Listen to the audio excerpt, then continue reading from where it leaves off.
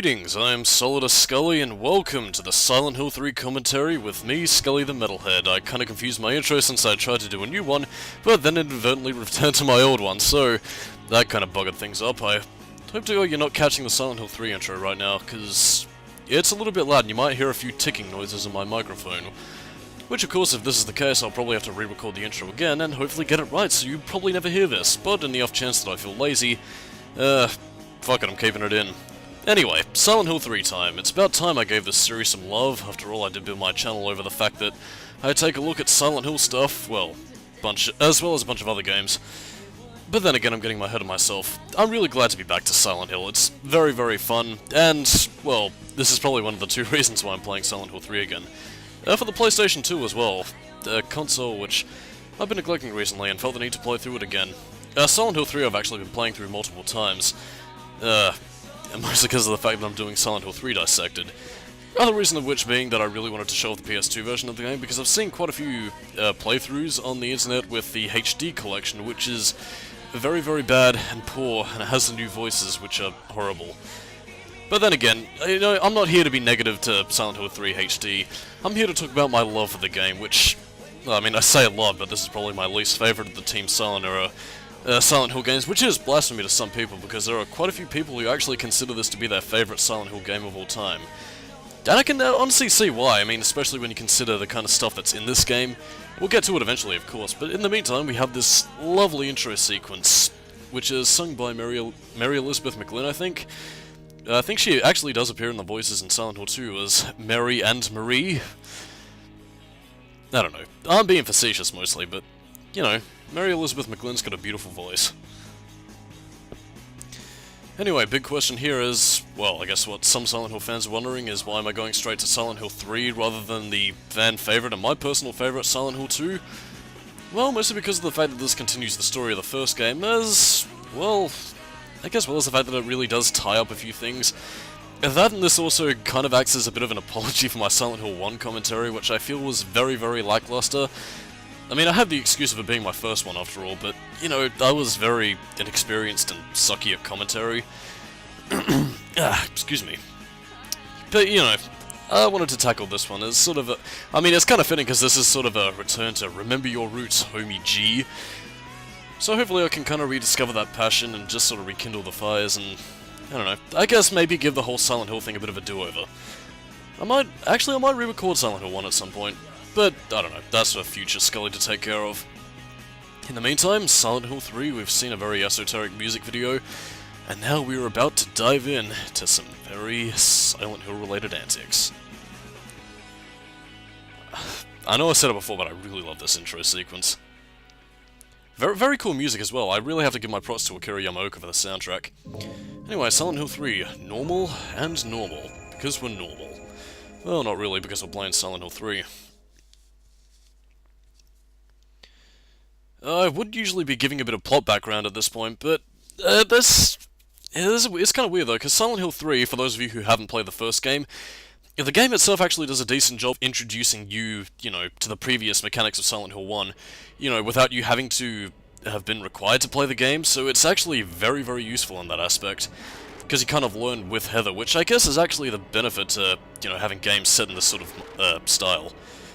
Sorry if I'm stuttering, my video player's kind of jittering around, and that's not just because of the closer that's jittering left and right. Although that is very creepy, I do believe that was actually meant to be a homage to, I think one of the patients in Jacob's Ladder, like when he's being wheeled across the hospital sequence. I'd say Silent Hill does it creepier though, but that's only because of the fact that it has the advantage of being a video game and, you know, lighting and everything. Anyway, now we got our first appearance of our lovely lady, Heather Mason, the apple of many a Silent Hill fan's eye. For lusty reasons, although, to be perfectly honest though, I honestly find Heather to be probably one of the best written female characters I've ever seen in a video game. Actually, no, scratch that, one of the best written teenagers. Like, in pretty much any other game that I've played, I don't think there's been any other game that has captured what a teenager is like as perfectly as it has done Heather Mason. Where am I? Anyway, if you could probably not tell by the sign, we were in Lakeside Amusement Park, which is where Harry Mason was off looking for Cheryl 17 years ago. Heather has a pocket knife, which was given to her by her dear dad, because he is a paranoid fuck, although that is for very good reason. Oh shit, I probably shouldn't have been talking over cutscenes. Well, it kind of... Okay, that's probably the one time I'm going to break my rule. I don't want to talk over cutscenes, but, you know, this sequence, it kind of really doesn't matter since, spoiler alert, this is a dream sequence, and what happens here doesn't really matter. But yeah, Silent Hill 3. There are a lot of improvements to the controls that have been made. Again, it was mostly done with Silent Hill 2, but I'd say Silent Hill 3 probably has them refined the most. In terms of changed mechanics from Silent Hill 1, tank controls are still present, however you also have the ability to do a... I think it's like a 180 spin. I mean, it was in the first game, but it's a little bit more... It's a lot easier to do here, and if you could see by the menu screen, you also have a couple of new mechanics to play with, which I will explain as we go on. But in the meantime, we have a submachine gun. Yeah, apparently Heather's packing heat.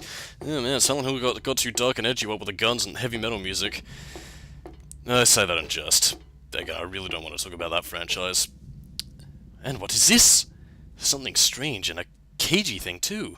A person? Not quite. If you could tell by the imagery here, it is very much harkening back towards Silent Hill 1's design, and again, Masahiro Ito did a fantastic job with this. Although unfortunately, and something that I will probably get into later, is that I don't think this game covers quite the same sort of alienating atmosphere that the first game had, which I mostly attribute to Keiichiro Toyama's direction for the series, which is very present if you play Forbidden Siren, which came out the exact same year. But, you know, I think Silent Hill 3 does pack its own sort of horror zest, in a way which does make the game feel kind of unique, as well as very frightening to some people, because this game, on a lot of people's first time through, I'd say would probably be the scariest Silent Hill game. Again, that sounds very hyperbolic to say, but a lot of the imagery here is much more in your face compared to Silent Hill 1 and 2. Ah yes, this is a very helpful sign. You don't actually have a map of this place, and this is pretty much the only sort of direction you're going to be getting. Anyway, onwards to new adventure. Loading, we are still loading. Yeah, I don't remember the load times being that long. I should probably have cut those out, but I'll find commentary to fill that. Yeah, as you can see, the enemies have also made somewhat of a return. Again, it'll be pointed out later on, but you have your returning groaners, although I believe in this game they are called the double heads. No reference to the split head, obviously, that'll be coming later. But we also have closers, which I'll also get into their symbology a little bit later, since it is somewhat spoilery, although I'm guessing that if you're watching this, you've probably seen the Silent Hill 1 commentary, but if not, don't watch that, actually. That's very, very poor commentary on my end. Anyway, as Heather, we have to escape from the dream sequence, although we don't actually succeed in doing so, since as a dream sequence, this is really just there to, I guess, give you a taste of what's to come, while also, I guess, getting you familiar with the controls of the game. I mean, I don't know, it works, I guess. I don't know, it is still a bit of a cold opener, and this is an intro sequence which is actually skipped on your second and third playthroughs of the game. Like, you won't be seeing this dream sequence, you'll just cut straight to what we're about to see next. And I mean, after this dream sequence, I need to stop repeating myself. But in any case, schisms, double heads, closes. Very freaky, but it does get you used to the mechanics, and you have to just make your way across. Gotta say though, graphically, I think Silent Hill 3 is probably the sort of game that can honestly beat out some early PS3 games in terms of how good it looks. Like, I mean, it is very much a PS2 game, but at the same time, there is just so much graphical detail put into everything, and, you know, combine that with the noise filter to disguise the age of computer graphics, as well as the amped up fog effects. Honestly, Silent Hill 3 just looks gorgeous. Another new thing added into this game for the normal and hard modes of the game, I don't think it's in easy mode, although I'm not sure, I haven't really checked, is that if you come across towards the edge of something, Heather will, you know, start to do a little tipping motion, which means don't hold forward on the analog stick, because you will fall off and you will die, so try and avoid falling off. Kinda goes without saying, really.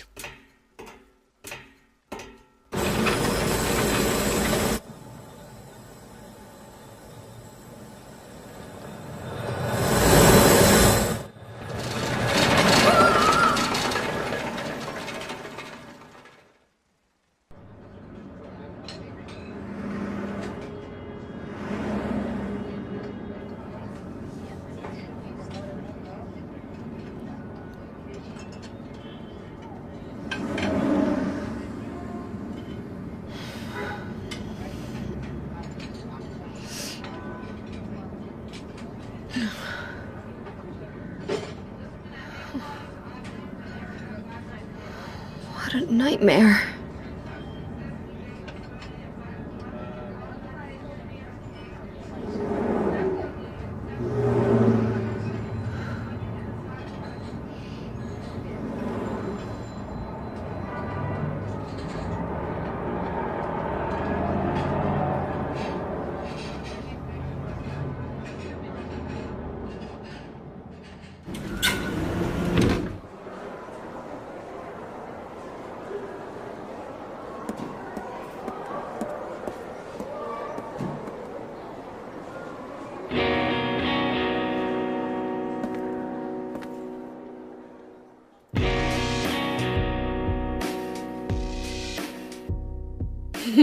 Dad, it's me.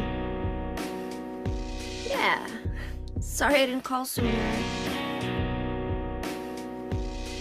Yeah, I guess I was.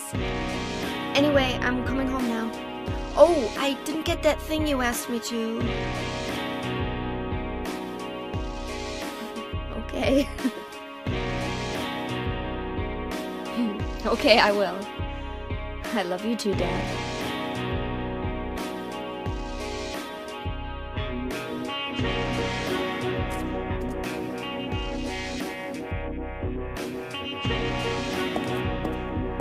Heather, I need to speak with you. My name is Douglas Cartland. I'm a detective. A detective? Really? Well, nice talking to you.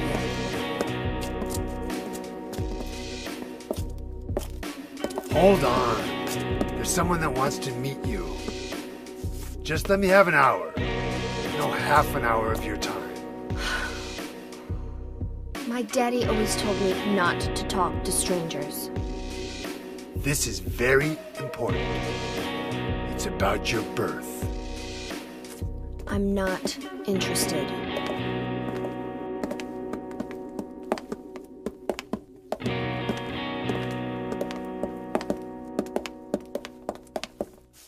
Are you still following me? Do I have to scream? Sorry. I'll wait here.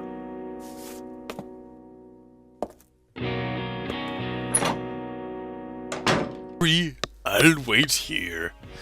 I really love Douglas Cartland's voice, man. But yeah, I mean, take that as an example, man, of how naturally Heather's written. It's so... I don't know, man, it just feels so realistic, which is honestly a very rare thing in video games even today. Like, I mean, I don't know what sort of influences that Hiroyuki Iwaki drew upon for this, but, you know, honestly, props to him for writing a very convincing teenage mindset, especially for a Western audience, really. Like, I mean, I don't doubt that Japanese teenagers and Western teenagers probably differ that much, you know, cultural differences notwithstanding and everything, but honestly, man, congratulations to him. Another thing that'll be shown off here is quite a bit of the musings, you know, that come up with a text dialogue, because unlike James and Harry, who are very, you know, very up and up about the whole, you know, description sort of thing, like, this is a box, I must take this gun with me for protection. You know, Heather will usually have some sort of snarky comment like, you know, Dad gave me this pendant, it looks like a real tablet, but it's kinda lame.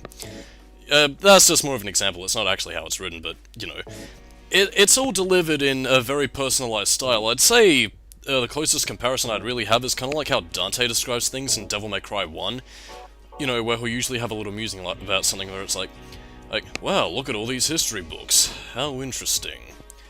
Delivered in a very sarcastic way, which I very much appreciated without it being overboard like, look at how sarcastic I am. Please enjoy me, disillusioned nihilistic teenagers. How do you do, fellow kids?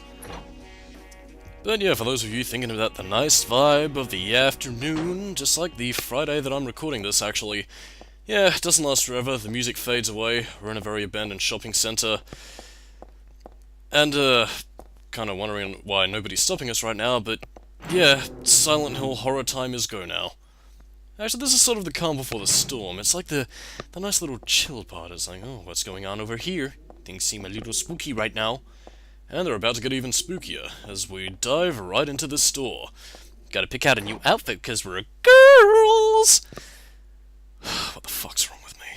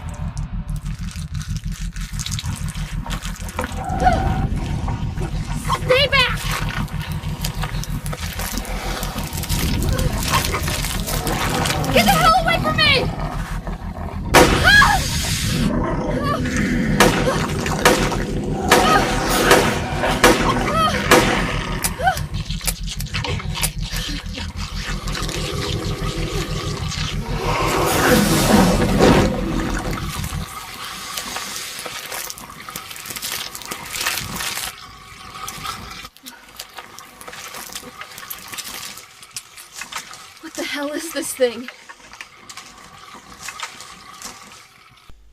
Yeah, I think the biggest thing that probably sets Heather apart from Harry and James is the fact that Heather actually seems to emote a little bit more, which I guess, in many ways, actually makes her a little bit more of a relatable protagonist, I guess, to the player in an outward sense, because, you know, like many teenagers, Heather is very reactionary. Oh, by the way, fun fact, that corpse right there is actually a heavily bloodied up Angela Orozco, the character from Silent Hill 2, who, supposedly... Actually, you know what, I'm not going to spoil it. Play Silent Hill 2, it's a fantastic game. But yeah, Silent Hill 3, as I will probably get into a little bit later into the game, has a bit of a tendency to reuse a lot of props. Well, that and level aspects as well, but, you know, I'll save that for a little bit later, because it is something that I do want to talk about. Excuse me. I just drank a Pepsi and it was delicious. One thing I should also note, this game, despite the amount of cutscenes it has, I will only really be staying silent for the ones with dialogue in them, or, you know, the occasional horror scenes that tend to pop up. Because, yeah, unlike, you know, the previous game that I commentated over, it's not going to be as chatty, I would say, but, I mean, there are plenty of cutscenes to go around, but I will have a lot more of a chance to talk rather than, like, the one or two instances I had with you last time that I did this. But in any case, back to the game itself. Silent Hill 3, compared to the other two games, well, the other four games I should say, and actually no, it's 3, what the fuck am I talking about, is probably the one that I have the least amount of experience with. Like, I mean, I've played Silent Hill, I played Silent Hill 1 a fair amount of times, Silent Hill 2 I've played the most, Silent Hill 4 I'm actually doing for another playthrough of that, actually. But Silent Hill 3, I can pretty much count the amount of times that I played the game on one hand. One was for my first playthrough, the other was... the second time was for... just trying to get the UFO ending. The third time was... well, for this, actually. And the fourth time will actually be for... unlocking the second unlockable ending, which I will cover once we get to the end of this commentary, but, you know, I'll save my thoughts for then. One comical remark from Heather, actually, which I sadly miss out on, is, it's one of my favourite lines of dialogue in this game. It's actually when she examines the bread item. She just goes up to it and says, "It's bread." Which is so goddamn sassy. Heather is the sass queen. Yes, the lady who had declared war. The last great sass war. Everybody lost. Anyway, with, like previous Silent Hill games, many everyday items will have its purpose in, well, basically helping you solve puzzles. Gameplay-wise, Silent Hill 3 doesn't really change up that much, although it does introduce a few mechanics into the game which I don't think entirely work. I mean, they are interesting, but they aren't really given enough focus, and I kind of get the impression that Team Silent kind of threw this in and didn't really have a lot of... I wouldn't say creativity, but I don't think they really had... any ideas of what to really do with it. Like, I mean, they'd probably say, like, hey, let's use this concept, which I'll get to in a second, because... I don't know, it props up everywhere, but I don't think they have the right amount of creatures to really use it with. Oh, something's fallen through the floor. If only my arms were a little longer. You know, you could probably just find something to pry the boards open. Or you could just use the tongs, that works too. Oh, well. Ah, come on, Heather, that's not the way. Put your back into it. I could use the house key, the pendant, but we'll just use the tongs. There you go, that's the stuff. Beautiful. Now we can use that key to unlock the keyhole, and send the Heartless sprawling into the world. Oh, the key taken with tongs. God, my video editor is lagging up so much it's making me very displeased. Yeah, new enemies, non-bodies, and enemies are actually a lot more frequent in Silent Hill 3 compared to the previous two games, and another thing is that the enemies are actually much tougher this time. So yeah, I mean, usually in most Silent Hill games on, like, normal, they usually take, like, you know, 3 to 4 to 5 hits to take them down with a melee weapon or with guns. Not here, though, they actually take a... They're a lot more bullet spongy, I'd say. Jesus Christ, that was fucking terrifying. Yeah, that's definitely amped up with the closers, who are very heavy bullet sponges. But luckily, we'll be safe in the library. Or the bookstore, really. We can brush up on our literature. Maybe we can find some manga, you know, set up a club, in a school somewhere, in a dark dimension. It's a good life. Wouldn't really wish for anything else. My own literature club. Just sitting in the darkness forever. Anyway, we come across our first major puzzle of the game. And of course, it requires us to deal with the delicious literature of William Shakespeare. This puzzle actually does change depending upon which difficulty you play in, which is what Silent Hill 2 introduced with the riddle difficulties of easy, normal, hard, and extra difficulty. Again, we have our cryptic riddle, which, you know, is pretty much standard for Silent Hill by this point. And basically, what it requires you to do here is basically to order the books into a specific order so we can get the door code. In the hard difficulty, however, there actually is a very interesting mechanic put here, which requires you to have somewhat of an in-depth knowledge of William Shakespeare's works in chronological order. So it's basically asking you to find out which place Othello goes, to where Macbeth goes, you know, to where Hamlet goes, you know, that sort of shebang, which does somewhat irk me since it kind of requires, like, external knowledge, which Silent Hill games have never really done that much before. Since, you know, in most Silent Hill games it usually requires you to get the context in the game itself. But, I don't know, it requires you to... I don't know, I guess it pays off to be a literature nerd. You goddamn Yuri motherfuckers. I'm probably speaking too much because that's... all this talk of literature may be giving away certain secrets of what I may be doing next for the Skully reviews. I don't know. In any case though, like, it's not as if I've really been that subtle about it either. It's not too difficult of a puzzle on normal and easy mode. In fact, on easy mode, it's literally just, you know, replacing 2 books, and that's pretty much it.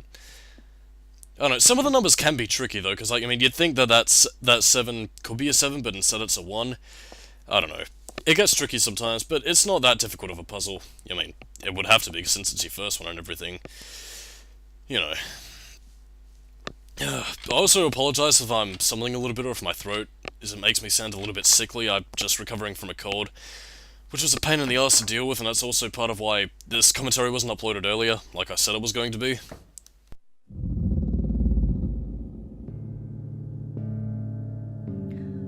Hey, wait, what's going on? Where is everybody? Those weird monsters? They've come to witness the beginning. The rebirth of paradise, despoiled by mankind. What are you talking about? Don't you know? Your power is needed. How should I know? I am Claudia. So what? Remember me, and your true self as well. Also, that which you must become. The one who will lead us to paradise with blood-stained hands. Claudia, right? Did you do all this?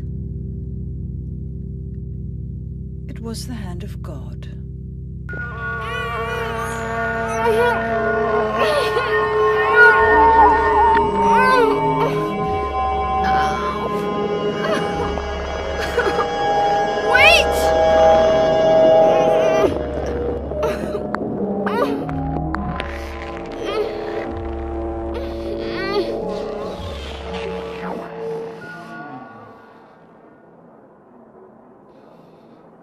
I don't get it.